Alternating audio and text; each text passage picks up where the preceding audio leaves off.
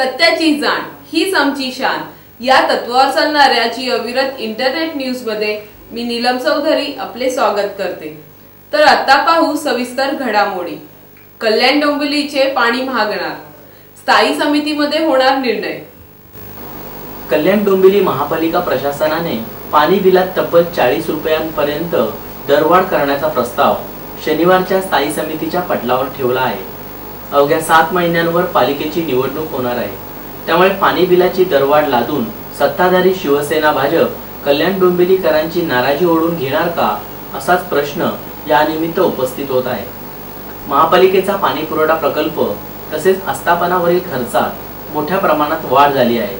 उत्पन्न आणि खर्चाचा ताळमेळ साधण्यासाठी प्रशासनाने पाणी बिलात दरवाढ सुचवली आहे। 1 रुपयांपासून ते 40 रुपयांपर्यंत ही दरवाढ सुचवण्यात आली आहे। केंद्र शासनाच्या जवाहरलाल नेहरू नागरी पुनरुत्थान अभियानांतर्गत महापालिका हद्दीत अनेक विकास कामे सुरू आहेत। त्यासाठी केंद्राकडून निधी देण्यात आला आहे। केंद्राकडून निधी घेताना पालिकेने करवाढ करण्याची हमी दिली होती। गेल्या काही वर्षात पाणी पुरवठा दरात वाढ करण्यात आलेली नाही, त्यामुळे ही दरवाढ सुचवण्यात आल्याचे प्रशासनातील अधिकाऱ्यांचे म्हणणे आहे। दरवाढीला मंजुरी मिळण्यासाठी प्रशासनाने हा विषय स्थायी समितीच्या पटलावर ठेवला आहे, त्यामुळे सत्ताधारी या विषयाला मंजुरी देतात का याकडे सर्वांचं लक्ष वेधलंय। शालांत परीक्षा होईपर्यंत चाळींवर कारवाई करू नका, कोपरवासियांची मागणी। कोपर येथील आयरे भागातील बालाजी गार्डन समोरील ओम साई नगर क्रमांक 1 व 2 या बैठ्या चाळी असून येथे 26 खोल्यात 125 रहिवासी राहत आहेत। यातील 12 खोल्या रस्ता रुंदीकरणासाठी तोडण्यात येणार आहेत। या चाळीत इयत्ता 10वी व 12वीतील सुमारे 15 ते 20 विद्यार्थी राहत आहेत। आगामी शाळांत परीक्षा होईपर्यंत या चाळींवर कारवाई करू नये अशी मागणी शिवसेनेचे शहर प्रमुख भाऊसाहेब चौधरी व उपशहर प्रमुख विवेक खामकर यांनी केली आहे। खासदार डॉक्टर श्रीकांत शिंदे यांनी या संदर्भात आयुक्तांशी चर्चा केली असल्याचे चौधरी यांनी सांगितले। ओम साई नगर चाळीसमोर बालाजी गार्डन ही वादग्रस्त वास्तू उभी आहे। 2000 साली या चाळी बांधण्यात आल्या असून त्यानंतर 2006 मध्ये बालाजी गार्डन संकुल उभारण्यात आले आहे। तेथे जाण्यासाठी नियोजित 15 फुटी रस्ता करण्यासाठी 12 खोल्या तोडण्याची नोटीस बजावण्यात आली आहे। आम्ही आता इथे आजपर्यंत 15 वर्ष झाली आम्हाला इथे राहायला आल्यापासून। आमचं आता याच्यापुढे कमवतं पण कोण नाही, आम्हाला आता कुठेच नाही जाण्यासारखा। आम्ही जायचं कुठे? लहान लहान मुलं आहेत माझ्याजवळ, ती मुलं कुठे सोडून घ्या? शिक्षणाची मुलं आहेत, आम्ही भांडी काम करतो, कपडे धुतो, कुठे जायचं आम्ही? आम्हाला या बिल्डरने किंवा ह्या मालकाने आम्हाला फसवली आहे।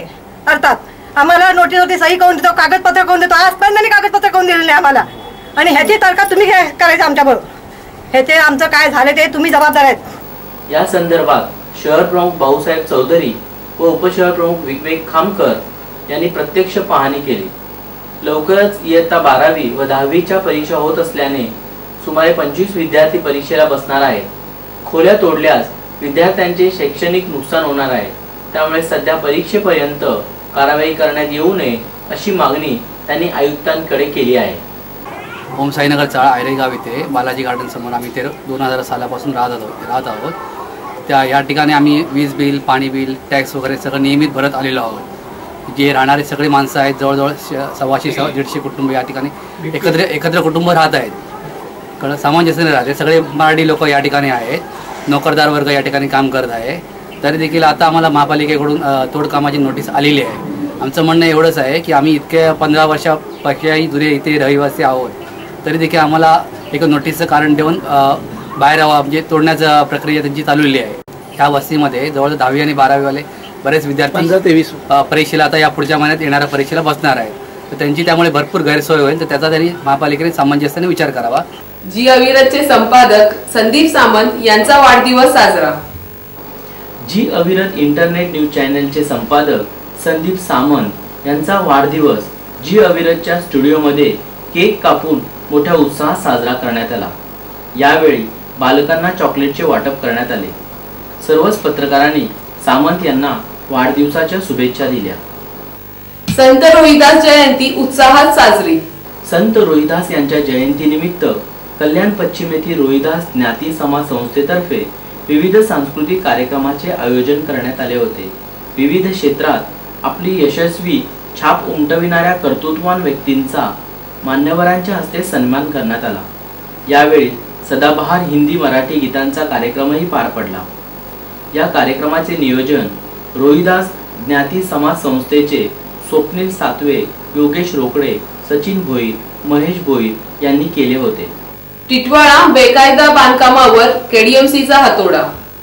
कल्याण डोंबिवली महापालिकेच्या अप्रभाग परिसरात मोठ्या प्रमाणात बेकायदा बांधकामे सुरू आहेत। या अनधिकृत बांधकामावर पालिकेच्या अतिक्रमण विरोधी पथकाने कारवाई करून ही बांधकामे जमीनदोस्त केली। टिटवाळा परिसरातील 65 रूम व 201 जोत्याचे बांधकामावर हातोडा मारण्यात आला। टिटवाळ्यातील बल्ल्यांनी व इंदिरानगर परिसरात ही धडक मोहीम राबविण्यात आली। 60 पालिका कर्मचारी, 30 पोलीस, 10 वाहने, जेसीबी, डंपर असा प्रचंड पोलीस फाट्यासह ही कारवाई करण्यात आली। तर याच बरोबर हे बातमीपत्र संपले। नमस्कार।